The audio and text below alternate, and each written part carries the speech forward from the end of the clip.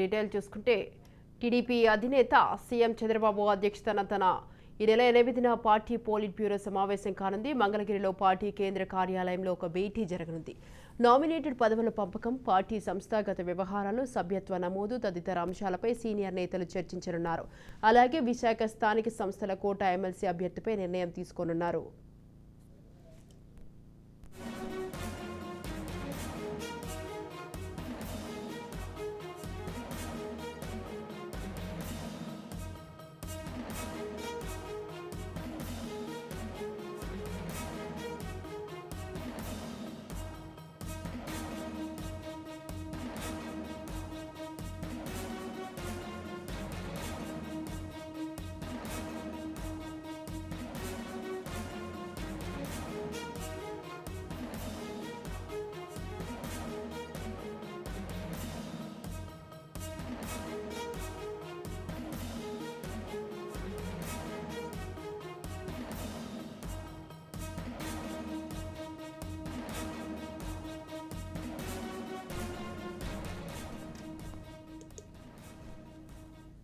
TDP అధినేత CM Chandrababu అధ్యక్షతన ఈ నెల 8న పార్టీ పోలిట్ బ్యూరో సమావేశం కానుంది. మంగళగిరిలో పార్టీ కేంద్ర కార్యాలయంలో ఈ భేటీ జరగనుంది. నామినేటెడ్ పదవుల పంపకం, పార్టీ సంస్థాగత వ్యవహారాలు, సభ్యత్వ నమోదు తదితర అంశాలపై సీనియర్ నేతలు చర్చించనున్నారు. అలాగే విశాఖ స్థానిక సంస్థల కోటా ఎమ్మెల్సీ అభ్యర్థిపై నిర్ణయం తీసుకోనున్నారు.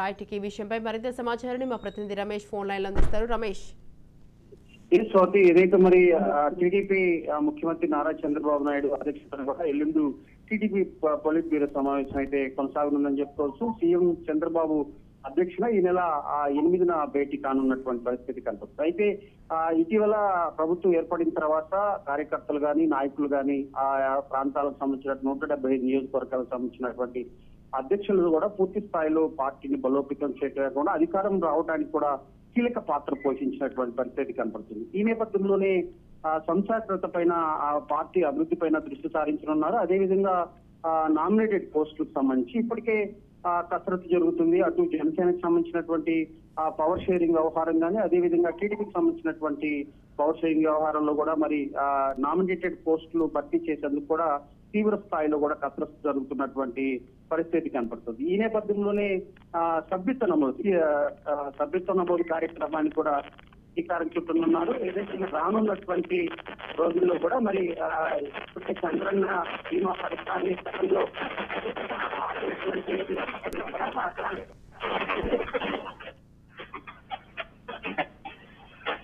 నారా చంద్రబాబు నాయుడు అధ్యక్షతన కూడా మరి క్రియాశీలక సభ్యత్వ నమోదులు ఎక్కువగా నాయకులు పాల్గొనే విధంగా, అదేవిధంగా ఎవరైతే పార్టీ కోసం కష్టపడ్డారో ఎన్నికల ముందు గాని, ఆ తర్వాత పార్టీ కోసం బలోపేతం చేస్తున్నటువంటి సెకండ్ లీడర్కి సంబంధించినటువంటి నామినేటెడ్ పోస్టుల పైన కూడా కసరత్తు జరిగేటువంటి అవకాశం అయితే ఖచ్చితంగా కనపడుతుంది. అయితే దాదాపు 164 సీట్లు సాధించినటువంటి నేపథ్యంలో కూడా 164 సీట్లు సాధించిన తర్వాత కొంత టీడీపీ కొంత జోష్తో ఉన్నటువంటి పరిస్థితి కనపడుతుంది. అయితే ఇదే క్రమంలో అటు క్రియాశీలక సభ్యత్వ నమోదు కార్యక్రమాన్ని ఎక్కువగా పెంచేటువంటి అవకాశం ఉంది. ఎందుకంటే ఇప్పటికే అటు జనసేన కూడా క్రియాశీలక సభ్యత్వ నమోదు గత 10 రోజులుగా కూడా కొనసాగుతున్నటువంటి నేపథ్యంలో టీడీపీ సభ్యత్వ నమోదులో కూడా అటు ఆ కార్యకర్తలకి ఇన్సూరెన్స్ ఒక ఏర్పాటు కూడా చేసేటువంటి అవకాశం కనపడుతుంది. దానిపైన కూడా పూర్తి స్థాయిలో నారా లోకేష్ కసరత్తు చేయనున్నారని చెప్పుకోవచ్చు. అదేవిధంగా పొలిట్ బ్యూరో సంబంధించినటువంటి సమావేశంలో కూడా అనేక కీలక అంశాలు చర్చకొచ్చేటువంటి అవకాశం ఉంది. ఎందుకంటే అటు పవన్ కళ్యాణ్ పొత్తులో ఉన్నటువంటి నేపథ్యంలో అటు బీజేపీ వ్యవహారం కానీ, అదేవిధంగా నామినేటెడ్ పోస్టులు అటు బీజేపీకి 10%, అదేవిధంగా జనసేనకి 30% నామినేటెడ్ పోస్టులు ఇవ్వాల్సి ఉండటంతో కూడా మరి రానున్నటువంటి రోజుల్లో టీడీపీ నేతలకు కూడా కొంత నామినేటెడ్ పోస్టులు తగ్గేటువంటి అవకాశం ఉంది. వీటన్నిటిపైన కసరత్తు జరిగేటువంటి అవకాశం కనపడుతుంది. రానున్నటువంటి రోజుల్లో పార్టీ పగ్గాలు అధ్యక్షుల చేతుల మీదుగా కూడా ఎవరైతే కీలక పాత్ర పోషిస్తారో పార్టీ బలోపేతం చేసేందుకు కూడా చంద్రబాబు నాయుడు వ్యూహాత్మకంగా అడుగులు వేస్తున్నాడని చెప్పుకోవచ్చు. ఈ క్రమంలోనే అటు అధికార పార్టీలో ఉన్నటువంటి నేపథ్యంలో కూడా రానున్నటువంటి రోజుల్లో అటు క్షేత్రస్థాయిలో ఇచ్చినటువంటి హామీలు, సూపర్ 6 పథకాలకు సంబంధించినటువంటి హామీలు కూడా నెరవేర్చే విధంగా కూడా రాష్ట్ర ప్రభుత్వం అడుగులు వేస్తుంది. నిన్న కలెక్టర్ సమావేశంలో కూడా చాలా కీలక అంశాలు చర్చకొచ్చి రాష్ట్రంలో ఉన్నటువంటి సుపరిపాలన అందించే విధంగా కూడా రాష్ట్ర ప్రభుత్వం నిర్ణయం తీసుకుంది. రానున్నటువంటి రోజుల్లో పార్టీ బలోపేతం చేస్తూ రాజధాని అదేవిధంగా పోలవరం సంబంధించినటువంటి అనేక వ్యవహారాల్లో కూడా ఆచితూచి అడుగు వేస్తున్నటువంటి పరిస్థితి కనబడుతుంది. Swathi. Right, thank you Ramesh, thanks for the details.